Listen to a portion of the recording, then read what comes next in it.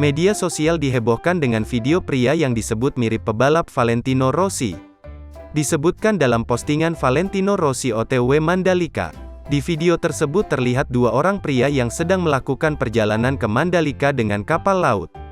Video tersebut diunggah ke grup Facebook Sirkuit Mandalika oleh akun bernama Samsul Rizal pada Sabtu, tanggal 12 Februari tahun 2022. Setelah ditelusuri, pria yang ada di video tersebut bukanlah Rossi sungguhan melainkan hanya mirip saja. Apalagi saat ini diketahui Valentino Rossi telah pensiun. Untuk diketahui dalam waktu dekat MotoGP akan berlangsung di Mandalika, rekamannya pun menuai berbagai komentar dari warganet.